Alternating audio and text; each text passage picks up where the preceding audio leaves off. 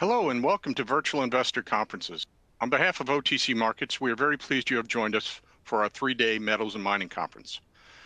Our next presentation is from Ucore Rare Metals. Please note, you may submit questions for the presenter in the box to the left of the slides. You can also view a company's availability for one-on-one meetings by clicking Book a Meeting in the top toolbar.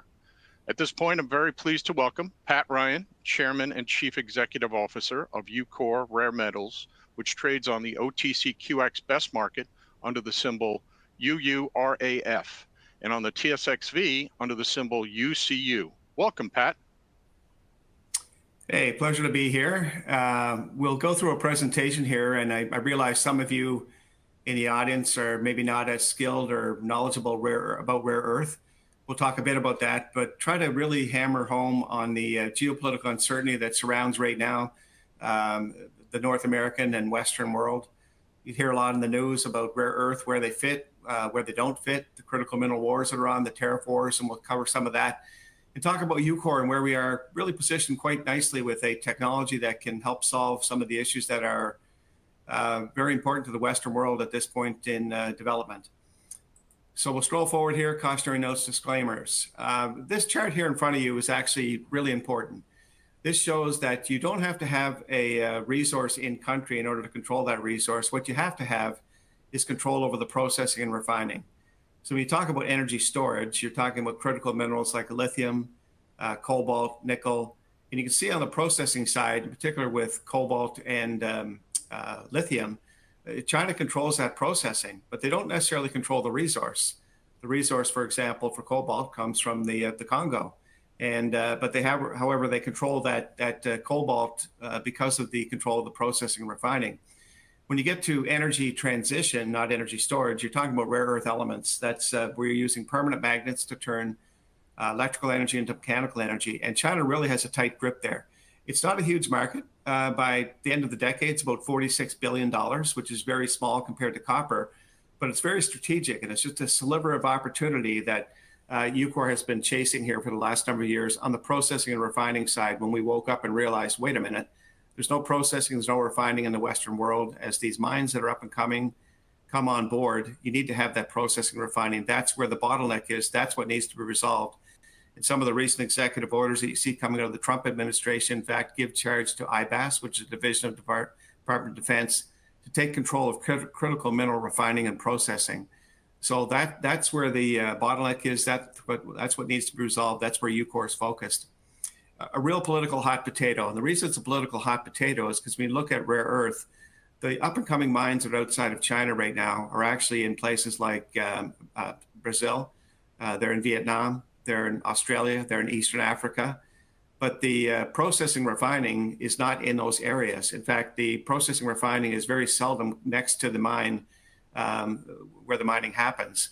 So the processing refining, which is the bottleneck, you've got to bring inputs from outside of the North American continent, if we're speaking to North America, in order to refine. So if you've got a tariff war going on and you're making it very difficult for product to come into country to process, particularly because of tariffs, then it's a real critical issue. And you've got to find a good balance between letting critical minerals in for processing, having best-in-kind technology to process and get them into play. And again, that processing, in particular with rare earth, it does not exist in the Western world with any significance at all. In particular with heavy rare earth, you'll hear me speak about that a couple of times here today, heavy rare earth, things like terbium, dysprosium, less than 1% is refined outside of China. And you will not make a permanent magnet, which is where a lot of these rare earths go, without that heavy rare earth processing. So multiple angles of attack that China has. In fact, of the 50 critical minerals that are identified as such, 30 of those are controlled by China, and they control it because of the processing and refining. Rare earth, where are they used? Again, I mentioned it goes from converting electrical energy into mechanical energy. If you look at this quick little snapshot here on the far left, electric vehicles. We hear a lot about rare earth and electric vehicles. Most recently in the news, Tesla is having an issue because a lot of their inputs for their Tesla vehicles being manufactured here in North America come from China. They come from Mexico. They come from Canada. Tariffs are in place. 2 out of 3 electric vehicles in the world are actually made in China today. BYD is far bigger than Tesla, and they're gaining up market share with very attractive prices all over the globe. You don't see them in America yet, but that's the challenge. Energy, wind energy, there's 2 tons of permanent magnets going to a Haliade X offshore wind turbine. And that's quite substantial. Robotics, you hear Tesla speak about their humanoid robotics and robo-taxis. Robotics will be the largest user of permanent magnets by 2035. And that's none of that works without the permanent magnets. And the one that's really crucial, as this tariff war has really amped up here, is the national defense. 920 pounds of rare earth elements go into an F-35 fighter. Missile guiding systems, sonar systems, night vision goggles, all of it depends upon rare earth, in particular upon heavy rare earth. And that's where China has a real grip, and that's where it becomes very difficult for the Western world to wake up and realize, wait a minute, we need to resolve this issue. It's been going on for decades. There's massive scale that China has amassed with their 85% control of the processing and their downstream beyond that with permanent magnets. It needs to be brought back to North America. The warnings were there. There's been a couple of decades of talk about rare earth, and only most recently with the tariff wars that have amped up with the Trump administration has it really hit the forefront. There certainly was some recognition through the Biden era. In fact, Ucore received an award from DoD to develop its technology during the Biden era. However, most recently now with the Trump situation, it's really amped up. And to give you a quick snapshot of what happened on March 20th, just a month or so ago, an executive order was signed by the president saying, we're going to use the DPA. It's a division of the Department of Defense, and we're going to find a way to speed up critical mineral projects, make them come to market quicker. Instead of taking 10 or 12 or 14 years, let's try to get them there in 5 or 6, much the way an automobile used to take many years to get to market. Now you can get it there in 3 years. Let's get that regulation and all the things done. Let's shorten that. But the important one was IBAS, and that's where Ucore is, the Industrial Base Analysis and Sustainability Division. And they've been charged with finding critical mineral processing and bringing them to the forefront and putting those projects in a priority lane. So Ucore is certainly, again, right place, right time when it comes to that particular initiative.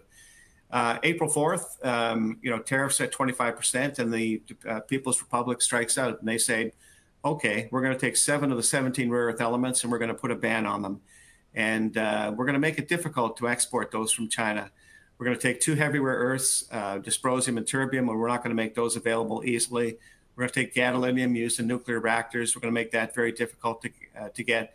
We're going to take cobalt using samarium cobalt magnets, like cobalt, and the samarium side will make that very difficult to acquire, the samarium that is, and we'll make all of it very, very difficult for the U.S., for the Western world. And those samarium cobalt magnets are used in fighter jets and all sorts of missile guiding systems because they stand up to radioactivity in very high temperatures, and that's what the U.S. Department of Defense uses.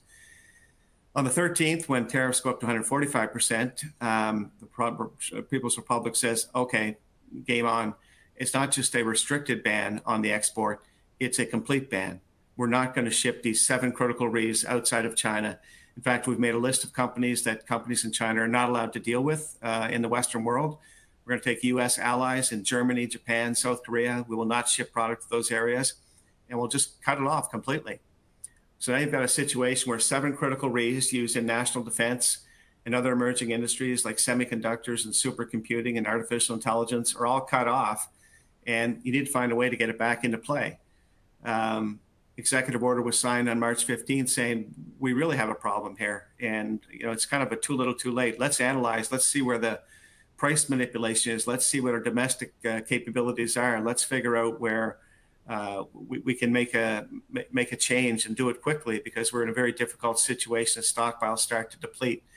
So that's where Ucore is. We've got a program with the DoD. We're negotiating ways to get things done quicker. It'll be made known in the next 60 days where that fits.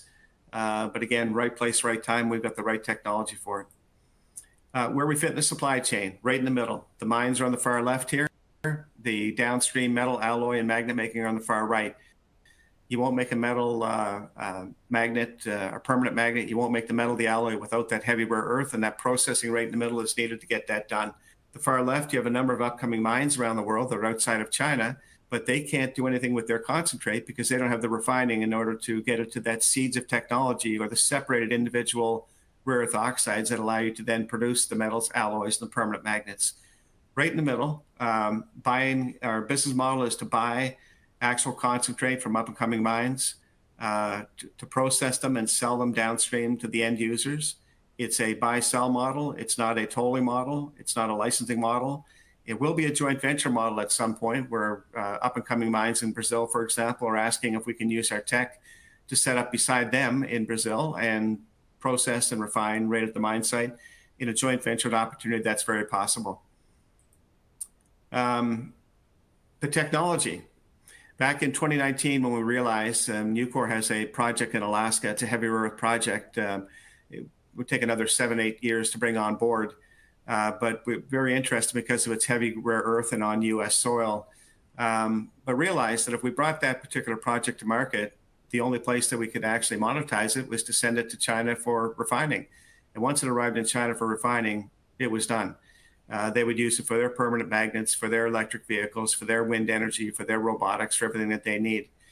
The company that we found in 2020 after a lot of due diligence was called Innovation Metals Corp. What we really liked about the company was that they used the same chemistry that's used in current separating of rare earth oxides in the world today. That's known as solvent extraction. And with solvent extraction, it's a series of chemicals and whatnot. In China, they have mixer settlers that literally take up football fields, vast football fields of mixers and settlers and tanks that go from one to the next.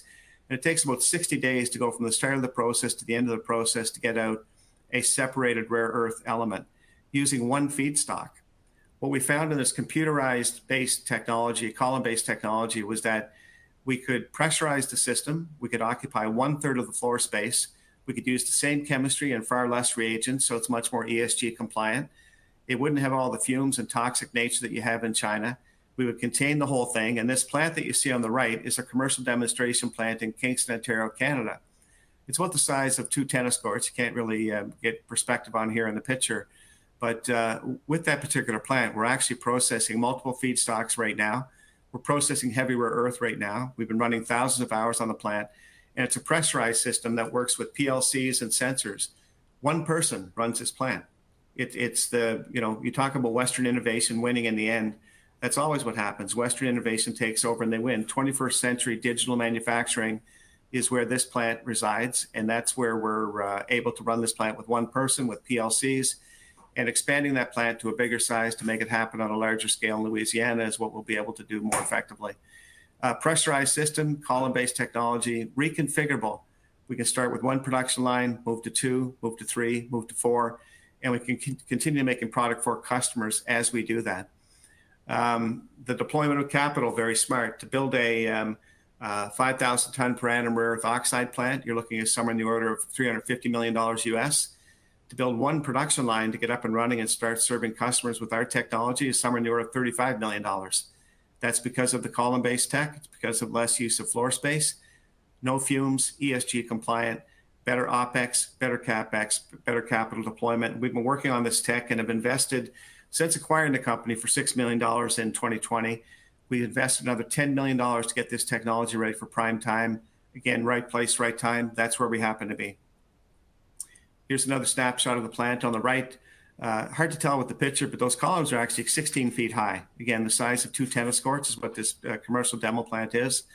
Large holding tanks that allow you to process through and run multiple feedstocks. Again, 3 to 7 times faster on the throughput, better CAPEX, better execution of the plan going forward. A really smart way to westernize the existing technology, using chemicals that much more effectively to be able to put this technology in place. Process flexibility, again, that's key. We're addressing multiple markets: artificial intelligence, robotics, semiconductors. When you invest in Ucore, you're investing in all those industries. AI uses computer stacks that take rare earth to be able to make it all happen. Robotics, permanent magnets, largest user by 2035. Semiconductors. You talk about Taiwan making a $100 billion investment in Arizona to expand their semiconductor manufacturing. That's to go along with the $60 billion investment they've made already. But you won't make one semiconductor without rare earth elements.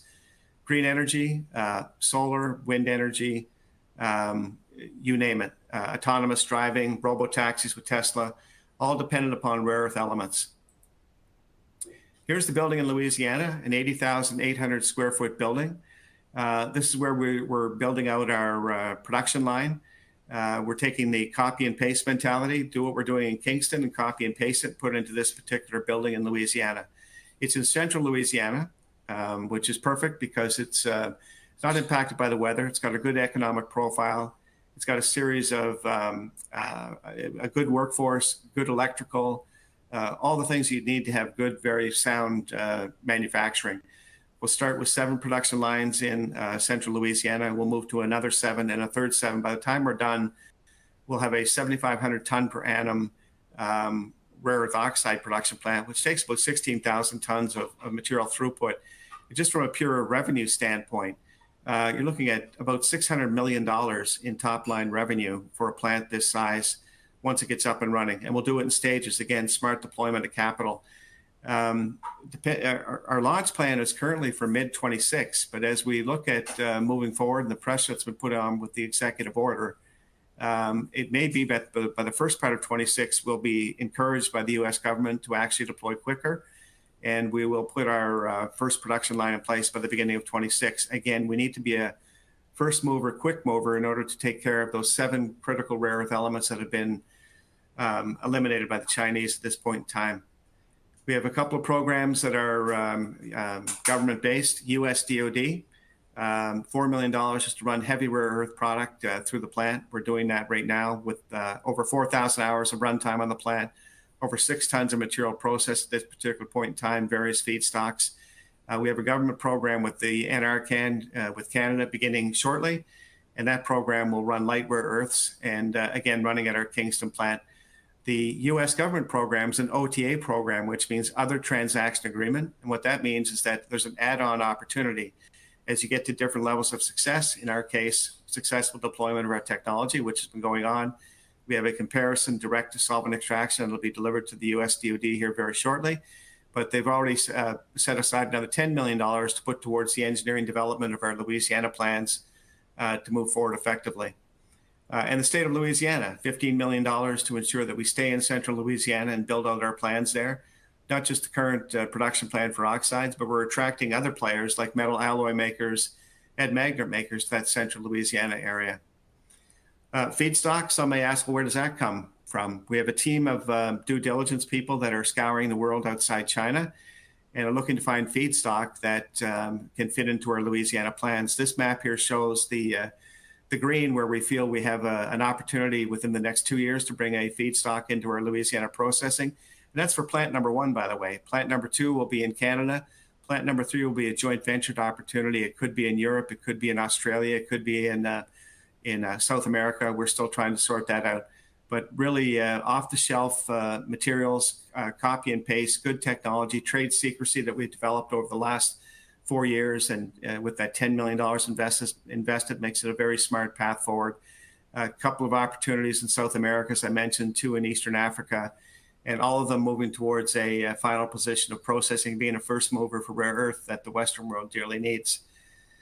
The time is now. All the executive orders, all the indications from the Interior Secretary, Doug Bergman, from the Trump administration, announcements of billions of dollars now being put forward with processing and refining being a key going forward. We're looking forward to some good news there. The time is now to get these emerging industries and national defense taken care of, and we're in the right place, right time. We've got the right technology to deploy at this point in time. There's really no one else that we consider as a close second. There's some solvent extraction plants that are looking to be brought on stream. But again, that's one resource. That's one opportunity going forward. We've got multiple feedstock opportunities, cutting off atomic numbers, running heavy rare earth 1 week, samarium gadolinium the next, flipping to scandium the next, giving a real boutique, bespoke approach because of our technology and the computer-based tech. Some of the near-term drivers, we're anticipating that the IBAS order for priority projects will be identifying those projects very soon within 45, 60 days, and that Ucore will have some good news to report that the DoD is supporting further with their OTA, other transaction agreement. We're running out to the end of our $4 million program right now with very good processing hours that we've run through the plant.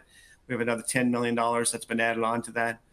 We've had 26 visitors come into our plant in Kingston, Ontario, Canada in the last 2024 year. It was government people, it was downstream people from South Korea, from Japan, which is where your alloy making and magnet making happens. We've had visitors from Europe as well. The technology will continue to advance. We'll continue to release new development plans there. Our engineering is being developed for Louisiana. If we're encouraged by the White House to run quicker and get it done by the first part of 26, you'll hear all about that. And again, right place, right time. It's a geopolitical war. We're turning that into an opportunity going forward. That's the end of the presentation. Peter, I know you're with me there. Maybe there's a question or two you want to read out and we can take care of a couple. Thanks, Pat. Yeah, we've got a few questions here, and I think the answers to one might cover a few of them. So just sort of going through here. Main question, how much extra capital expenditure will be needed over the next few years, and how will that be funded? And that covers a couple other questions. Okay, yeah, good question. So government funding is anti-dilutive. So on the government funding side, we're anticipating anywhere between $10 and $30 million. Let's talk about a 5,000 ton per annum plant. That's about a $70 million ticket price in the Rapid SX world. So between 10 and 30 would be a government-supported initiative to go ahead and get that done. Then we're in conversations with multiple players on the customer side or the offtake side. So the offtake side, we have one consumer electronics company that's been to our plant multiple times. We have a multinational that's involved with permanent magnets, permanent magnet manufacturing, where there are 3 permanent magnet manufacturers that are looking for our outputs, and they too are looking at an offtake. We have 2 defense contractors that are looking at our outputs and looking for an offtake, and a couple of automotive EV companies. So again, a rounded customer wheel to be able to deliver that forward. The offtakes that we're putting forward are not large numbers, meaning it's an offer of $12 to $15 million per offtake customer. So in the offtake world, we're looking at somewhere between 20 and 40. So 10 to 30 on your government side, 20 to 40 on your offtake side. And then the rest of that rounds out with debt and equity, which will round out the $70 million needed in order to make it happen. We've got a very concise plan coming together, and dare say within the next 90 days, we feel we'll be quite shored up on what we need to do from government funding, offtake as well, and possibly a small equity raise in order to top up and get the job done going forward to get that first production line. Remember, I said the first production line get up and running for $35 million. That's with front-end ancillary equipment, back-end ancillary equipment, and 1 production line. And then by the time you get to another 2 lines on top of that, you're adding about another $10 million. So you're at $45 million, and you go forward from there. There's a sensible follow-on question to that as well, being when might you expect to sign some offtake agreements? And obviously we'll have to be conscious of not disclosing non-public information, but we can give people a sense, I guess. Yeah, absolutely. Yeah. And I think in the funding that I just announced, I believe that the non-dilutive government funding will be something that will be made known before the offtake is made known. But the offtakes are something that's being worked on as well. Again, we've had one particular customer that's been to our Kingston facility 6 different times. They've been to our Louisiana facility multiple times as well, and very close to an offtake opportunity there. Offtakes, I would say, let's say things buttoned up in the next 4 months, but government money before that. And again, I'm working from bottom to top here on the questions from the ones that first came in. This is another one we'll have to answer carefully, Pat, relative to non-public information. Can you describe the conversations being had between Ucore and U.S. government agencies subsequent to the Trump administration's Liberation Day in early April? Basically, has the sense of urgency increased? Yeah, okay. So one thing I can say is that our discussions are with the DoD, and the DoD is not it's not a political animal, and I say that very cautiously, in that the people that we're dealing with are very professional. They don't have a right wing, left wing approach to anything, but can certainly note that the Liberation Day and the tariff battle that's going on has created a very interesting situation for critical minerals. And the executive order that was signed most recently, the most recent one from the Trump administration, said we need to accelerate this. And part of that acceleration is to reach out to people in the industry and say, what can you do to accelerate your timeline? So all I can share is that we obviously have a project with the DoD under the IBAS arm. IBAS has been asked to find critical mineral processing opportunities that can be moved to the forefront and get the job done quicker. And we have a program with them. I think that's a pretty ideal spot to be in. We're waiting to hear more, but certainly the sense of urgency and the request to accelerate your timelines have been made. Next question here. What percentage of sales do you expect to be government and what percentage to be private industry? Yeah, so you've got a government for national defense reasons, obviously, and then emerging industries. I would say the government side's really no more than 10 or 15%. 10 or 15%, people like Lockheed, General Dynamics, Raytheon, it's really a 10 or 15% that they need. But on the other side, which is the emerging industries, from robotics to EV to artificial intelligence, it's much greater and much more urgent. You talk about all the investments in semiconductor and supercomputing and where we get all the systems for artificial intelligence going forward. It depends on rare earth and even your electronics. Multiple conversations with a major electronics manufacturer that needs these inputs. They need them ex-China. So yeah, 85% that are emerging industries and 15% DoD. Yep. More questions coming in here as we go, which is great. Next one up the line here is, although trade wars are focusing attention on rare earths, which is good for Ucore, are there potential negative outcomes for Ucore from the trade wars and tariffs in particular? That sort of thing? It's a great question because you just reminded me of something I didn't bring up about Louisiana. When we did our due diligence on Texas, Louisiana, Mississippi, and we landed on Louisiana as the most ideal spot, the building that we found in central Louisiana, after being given an a la carte of 20 different buildings in Louisiana, this particular one happens to be on an ex-Air Force base. In 1992, it became no longer an Air Force base, but it was turned over to the Economic England Air Park to develop it. But it's known as a foreign trade zone. And there are a handful of foreign trade zones in the U.S. And the foreign trade zone means that you can bring product from the outside, i.e. concentrate from Brazil, from Australia. You can process into end-use products and ship it back to Europe. You can ship it to South Korea. You can ship it to Japan. And there's no tariff consequence. So we're somewhat shielded because of the foreign trade zone status of Louisiana. So yeah, tariff wars, I think they will settle out over time and we'll figure out where the right level mark is there. But right now, from a Ucore vantage point, we have a very important strategic pillar here with our foreign trade zone status in Louisiana. Next question up the line here, and we're getting close to the end, is Argus Media said last week that dysprosium prices tripled in April. And the follow-on question is this true? And if so, why isn't everyone talking about it?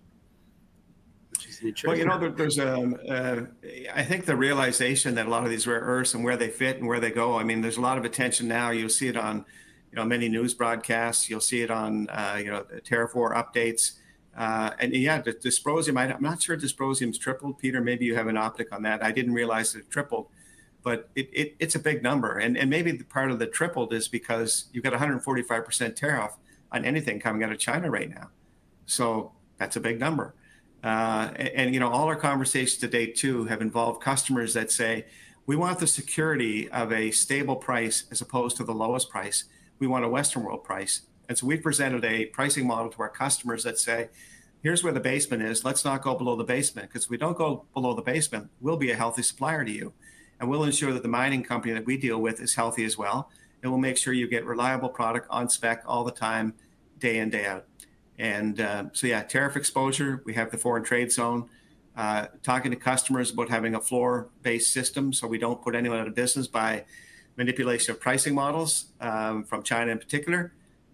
Very key. 300%, not sure. Maybe that's part of the 145% tariff uptick. I think that's probably about all we have time for now. I would say we're running out of time on the clock here. Okay, well, I really thankful for the opportunity here, Peter. I'm sure we can pick up some questions after the fact and respond to viewers individually, and I'll leave it at that and turn it over to our hosts here to end out the session. Thanks, everyone.